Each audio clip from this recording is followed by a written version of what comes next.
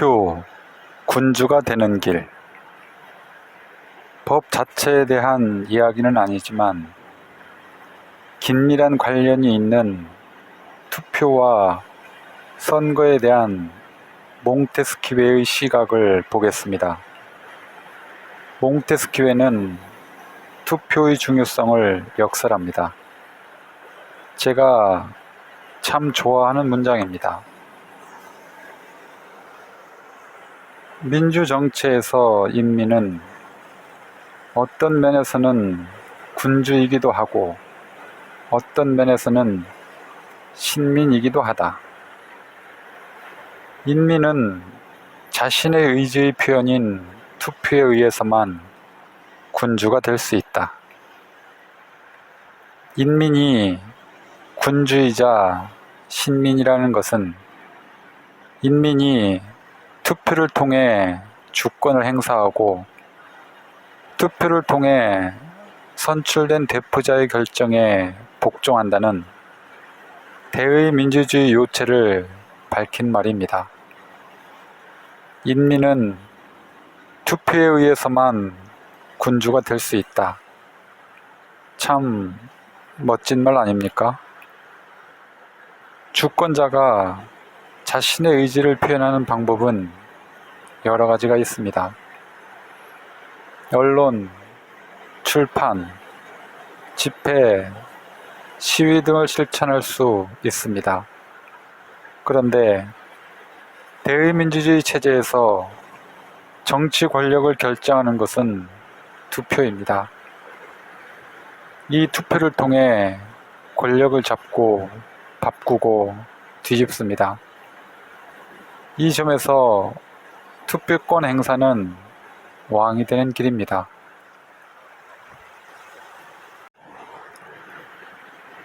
(2013년) 개봉된 영화 관상에서 수양대군은 관상가 내경에게 묻습니다. 내가 왕이 될 상인가?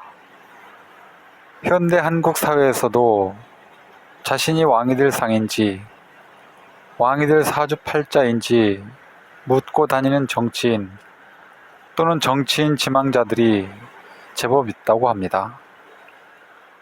그러나 왕이 되려면 인민의 마음, 주권자의 마음을 얻어야겠죠. 루소의 사회계약론에서도 살펴보았지만 루소와 몽테스키웨는 대의제에 대해 생각이 달랐습니다. 루소는 대의제에 대해 매우 비판적이었지만 몽테스키웨는 대의제를 믿었습니다.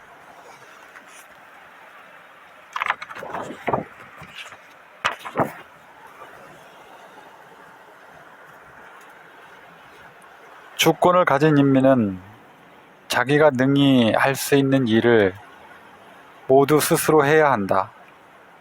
그리고 자기가 할 수 없는 일은 대리자를 통해 해야 한다. 대리자는 인민이 임명하지 않으면 결코 인민의 것이 되지 못한다. 인민은 자기 주권의 일부를 맡겨야 할 사람을 선출하는데 훌륭한 능력을 가지고 있다. 만약 인민이 갖고 있는 사람의 장점을 판별할 수 있는 자연적인 능력을 의심하는 사람이 있다면 아테네인과 로마인의 놀라운 선택에 눈을 돌리기만 하면 될 것이다. 부유한 귀족 출신 몽테스키웨가 이런 말을 했다는 것이 의외이지 않습니까?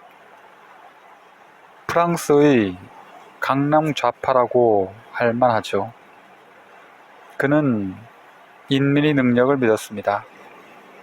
당신은 물론이고 지금도 인민의 능력을 무시하고 자질을 폄훼하는 사람들이 많이 있습니다.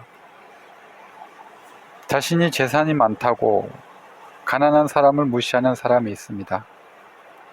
자신이 이른바 명문 대학을 나왔다고 그렇지 못한 사람을 무시하는 사람이 있습니다.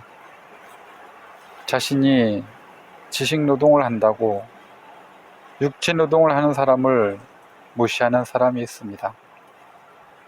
그러나 민주주의의 기본은 주권자 인민에 대한 믿음입니다.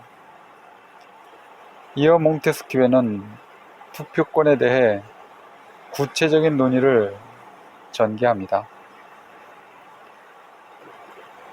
민주정치에서는 어떠한 방법으로 누구에 의해 누구에게 무엇에 관해 투표권이 주어지는가를 규정하는 것이 중요하다. 몽테스키웨는 민주정치에서 인민이 선출해야 하는 대리자로 행정관, 전쟁사령관, 재판관, 재정관 등의 공직을 나열합니다. 재판관 선출에 대해서는 앞에서 이야기했죠. 선거 방법으로는 추첨에 의한 투표를 말합니다. 몽테스키웨는 추첨에 의한 투표는 민주정치의 특징이라고 했습니다. 지난 사회개혁론 강의에서 루소가 몽테스키웨의 추천민주주의론에 동의한다는 의사를 밝혔다고 말씀드렸죠. 클레로테리온이라고 불리는 추첨 기계가 있습니다. 고대 아테네에서 관직과 배심원을 무작위로 뽑을 때 사용한 도구입니다. 좌우로 배열되어 있는 홈에 시민의 이름표를 꽂은 뒤 무작위로 뽑아 선출하는 방식입니다. 몽테스키웨는 추천민주주의를 강조하면서도 보완책을 제시합니다. 그는 아테네 정치인 솔론이 추진한 개혁을 예로 들면서 추첨으로 선출된 대표자는 재판관의 심사를 받아야 하고 선출된 자가 적합하지 않을 경우 누구든 탄핵할 수 있도록 하는 방안을 제안합니다. 또한 몽테스키웨는 영국의 예를 들면서 입법부를 선출할 때 지역구 단위에서 뽑아야 한다고 말합니다. 지금 시점에서 보면 너무 당연한 말이지만 당시에는 지역구 단위 선출이 보편화되어 있지 않았습니다. 사람은 자신이 속한 도시가 필요로 하는 것을 다른 도시가 필요로 하는 것보다 훨씬 더 잘 알고 있다.